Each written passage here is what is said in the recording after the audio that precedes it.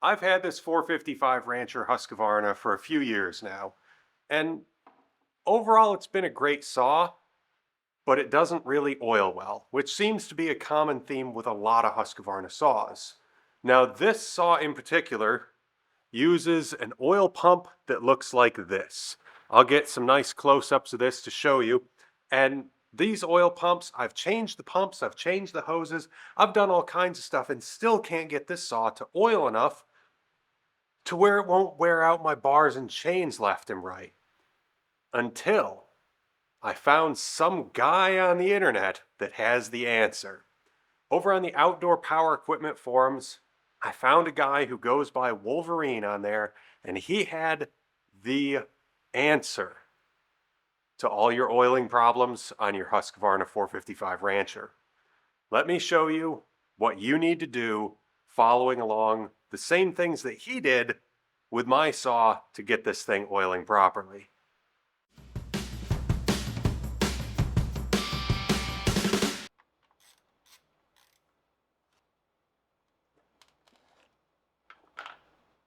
There's our chain off, bar off.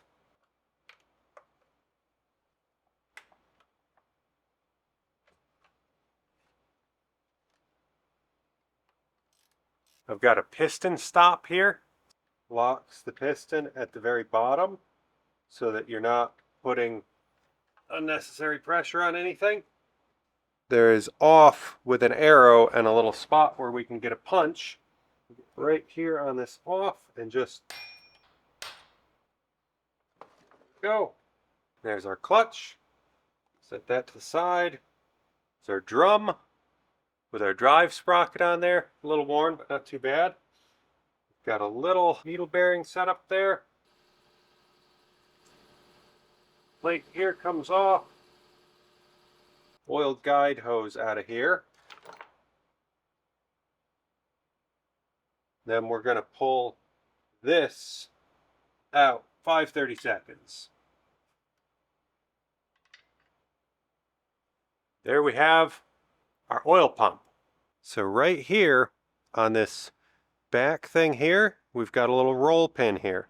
So we need to push this up, pop that roll pin out, and then let this spring assembly come out. Then our piston can come out and we can adjust the angle on this piston to get more oil flow.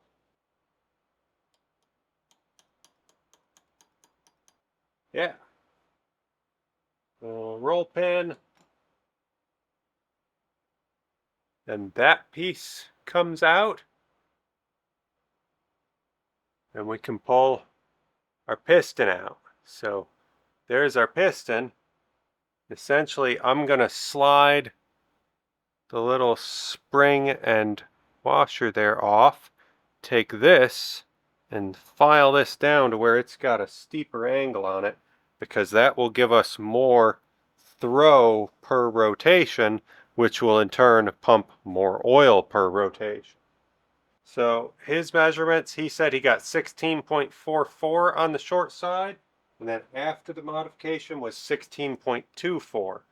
So I'm getting around the same here on that short side, 16.3-ish. So we're just going to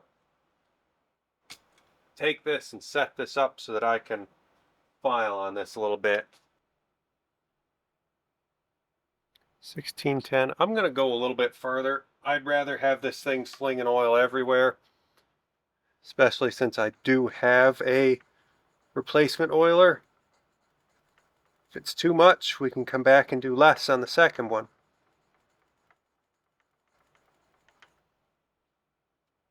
Our short side is 16.04 millimeters, so that should give us quite a bit more oil flow.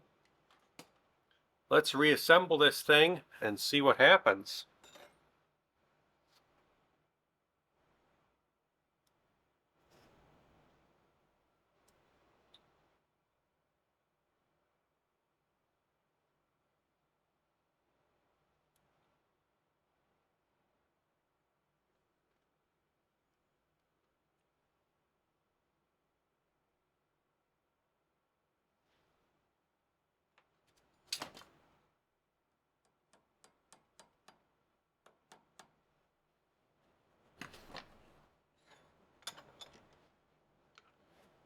There we have it. With this turned all the way in this direction, we will get maximum flow, and then there are stops where you turn, and that's less flow.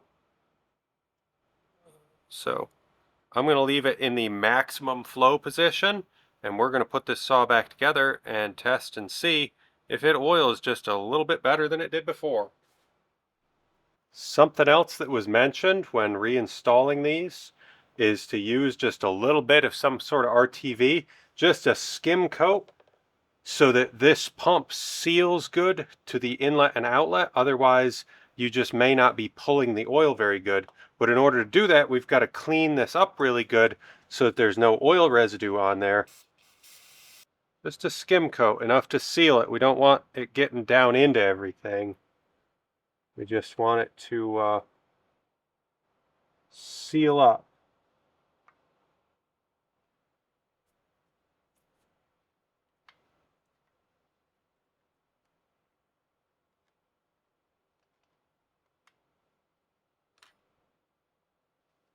Set this guy back in here.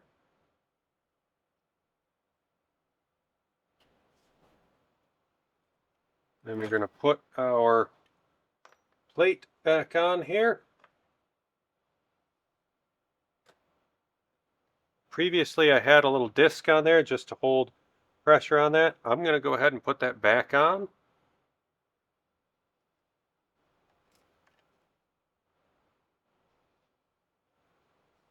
Then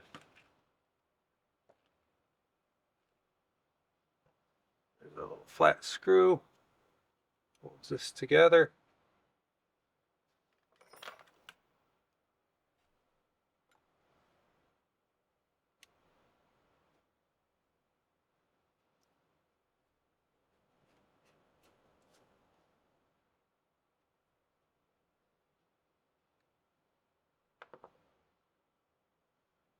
Sprocket guide back on there. Sprocket thingy.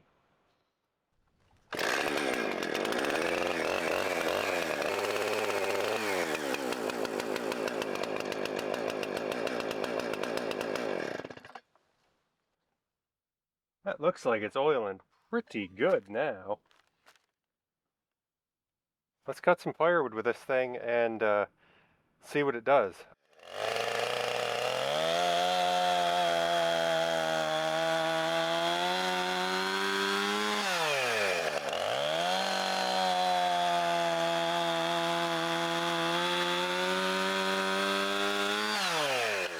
Well, now that we've had a chance to cut a little bit of wood with this saw, I can tell you that that oiling modification is perfect. After cutting basically a whole tree worth of wood, the bar and chain was still cool to the touch. Had a little thin coating of oil on it, so it's not blowing oil out all over everything, but it's keeping just enough oil on the bar and chain where it's going to last a long time. It's not going to overheat. It's not going to cause problems. So finally, this 455 Rancher is acting like it should have from the factory. So thanks to that guy over on Outdoor Power Equipment Forums, he's saved my chainsaw and got us oiling like we should be. So hopefully this has been helpful to all of you. If you've got a 455 Rancher or another Husqvarna that uses that same style oil pump, this will get you oiling like you should be. Thanks for watching.